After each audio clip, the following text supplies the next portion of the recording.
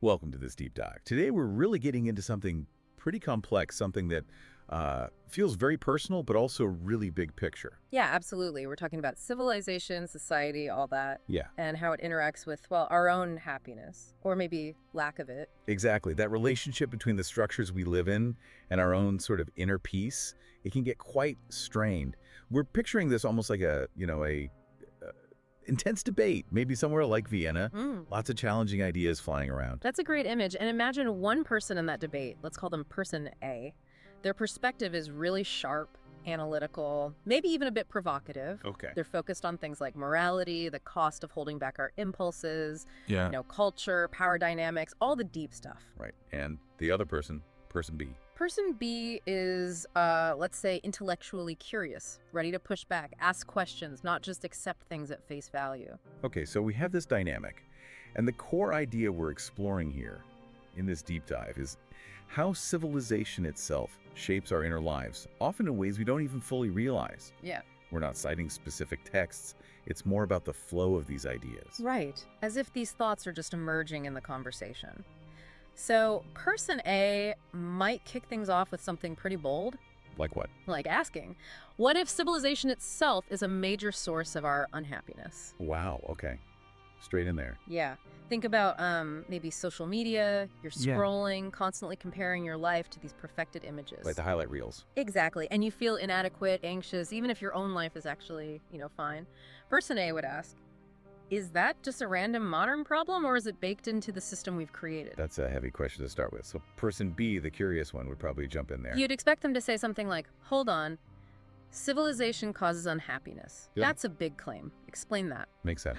So how would person A elaborate? They might talk about this idea of civilization neurosis, this background hum of anxiety or discontent. Okay. It comes from the clash, right? Between our basic instincts, our desires, and all the rules and norms society imposes on us. The things we have to do to get along in a group. Precisely.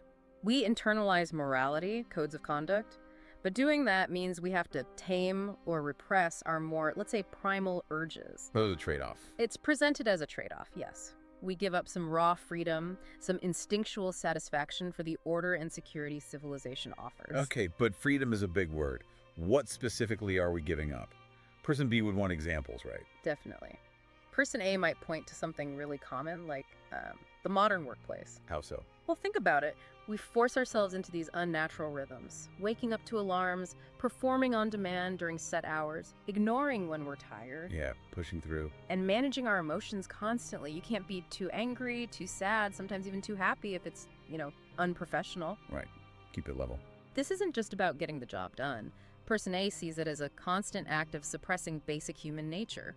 Our internal rule book, the superego, if you want the term dominating our impulses, the I'd. But person B might argue back, surely some self-control is necessary. You can't just have everyone acting on every impulse. Society would fall apart. Absolutely. Person A wouldn't deny that some regulation is needed, but they'd pivot. They might talk about moral prisons. Moral prisons, what does that mean? Think about moral systems, especially around things like sex. They create these complex webs of guilt and shame. Okay. These aren't just rules we follow, they get inside us. Yeah. They control us from within. We learn shame about our bodies, guilt about desires that are actually quite natural. And the energy spent holding all that back. It has to go somewhere, right? It often turns into anxiety or distress, maybe even physical issues. Think about, historically, how strict norms around female sexuality were linked to things like hysteria, that repression had consequences. So person A, being focused on power, would then ask, who benefits from these moral prisons? Exactly. They'd argue that power structures, governments, institutions actually rely on us internalizing these morals. How does that work? Well, if we police ourselves with guilt and shame, they don't need as many actual police. The policeman inside our head, that superego, is way more efficient. Huh. It keeps us in line without constant external force. Right. It judges our thoughts, makes us feel bad before we even act, makes us more compliant, more accepting of how things are. And person B might then reflect on, well, how aware are we really that this is even happening inside us? A key question. It often operates below the surface. But person A might also offer a twist here. Oh, it's not all bad. Not entirely, or at least it's complicated. Person A might suggest that a lot of great cultural stuff, art, Literature, music, even science actually comes from this tension. From the conflict between instinct and rules. Yes. The struggle itself can be fuel. The artist exploring taboo subjects, the writer dissecting social hypocrisy, they're grappling with these exact repressions. So personal struggle, societal constraints, they can actually spark creativity. Person B would probably look for examples there. And you could find them. Think about blues music arising from hardship, or powerful literature from repressive regimes. There's often a link. Okay, so let's bring this into today. Technology. Social media you mentioned earlier. How does person A see that fitting in? As a massive amplifier, probably. These platforms are often designed to hook into our insecurities, our desires for connection and validation. They prey on those feelings. In a way, yes. They offer this kind of surface-level connection, likes, followers, but can actually make us feel more isolated. We curate these perfect online selves. Hiding the messy reality. Exactly. And it feeds that comparison engine we talked about, possibly deepening feelings of inadequacy. Each notification is a little hit, keeps us coming back, but might fragment our real sense of self. Person B might push back a bit, though. Yeah. Wasn't the promise of tech connection bringing people together? Where does it go wrong? That's the complexity person B would highlight. Where is that line between connection and exploitation of our psychology? It feels like there must be some kind of payoff for all this self-control, this repression, at least from society's view. Person A might argue that success, as society defines it, often goes to those who are best at this self-repression. Really? How so? Think about it. Maybe not the happiest people, but the ones most skilled at channeling their drives into acceptable avenues. Aggression becomes business competition. Ambition becomes career climbing. Anxiety becomes meticulous planning. So you turn the problematic impulse into something productive for the system. That's the idea. But person B would immediately question that definition of success. Is that really success if it's not aligned with, actual happiness or fulfillment? It sounds like the consequence could be losing something fundamental. Yeah. Person A might mourn the loss of, simple guilt-free joy the kind kids have, spontaneous pleasure. Why do we lose that? Because civilization demands calculation, control, worrying about judgment. That uninhibited freedom gets squeezed out by rules, expectations, the need to perform adult roles. And person B might think back, yeah, I remember feeling freer, or see it in kids versus adults. Exactly. It resonates with a common feeling, perhaps. So we end up with this sort of constant low-level dissatisfaction, just humming away in the background. Person A might say yes, and add that even our ways of dealing with it are part of the system. Like therapy or self-help. Right.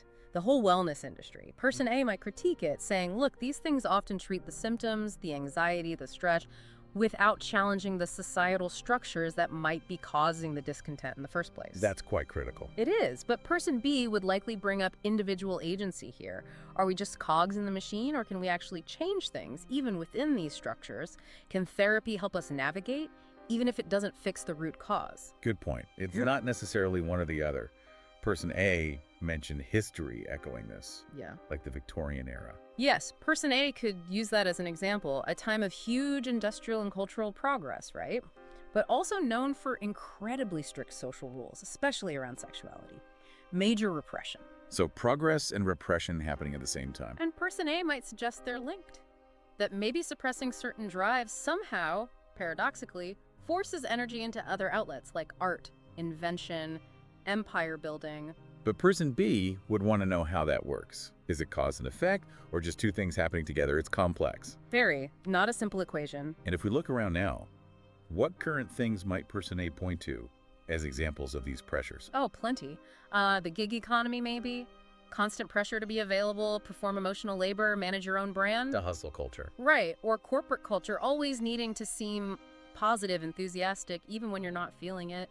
Even how our free time gets scheduled and, monetized. It's like performance is demanded everywhere. Continuous performance, meticulous self-management, that's the theme person A sees. And person B would likely be thinking about the long-term psychological wear and tear of all that. It sounds like the system reinforces itself, almost invisibly. That's a key point for person A, how well we internalize it all. We don't just follow the rules, we often genuinely come to believe they're right, natural, fair. We convince ourselves. Our own superego does the heavy lifting. It polices us so effectively we often don't even realize we're conforming. We think it's just how things are. And person B would find that sobering. Thinking about how hard it is to even notice, let alone question, beliefs that are that deeply embedded. Definitely. It requires stepping outside yourself somehow. So after exploring all this, circling around these ideas, what's the main takeaway, the central point that person A keeps coming back to? It's that fundamental paradox we started with. The very things civilization gives us, order, progress, security, seem to inherently come at a cost. They generate suffering, discontent, repression on an individual level. So it's like a package deal. You can't have the good without the bad. That's the tension person A presents. And person B is left wrestling with the implications of that. Is it really unavoidable? And it sounds like person A leaves us with one last really big question. Yes, the ultimate question, perhaps. Are we collectively and individually willing to keep paying the psychological price for what civilization gives us? Is the trade-off worth it? Is it inherent? Do we just have to accept it? That's the challenge. And person B's final contribution would probably be to just acknowledge the enormity and complexity of that question. There's no easy answer. Right. So stepping back from this intense discussion, the core tension is really clear, isn't it? Absolutely. It's that incredibly complex, often deeply uncomfortable link between societal progress and individual well-being, happiness even. And person A's perspective, drawing on those Freudian kinds of ideas, really throws a harsh light on the psychological cost, the hidden price tag of our social structures, the controls we internalize. Yeah, it's a critical view. But person B's role was crucial too, the curiosity, the questioning. It reminds us these aren't simple issues with easy villains or heroes. It's all deeply tangled. So it leaves you, the listener, with something to chew on. Has this drive for order, for progress, maybe created new kinds of discontent we didn't foresee? And are there other ways to balance our fundamental human nature with the societies we build? It's definitely worth reflecting on how you experience this dynamic in your own life. Thanks for joining us for this deep dive.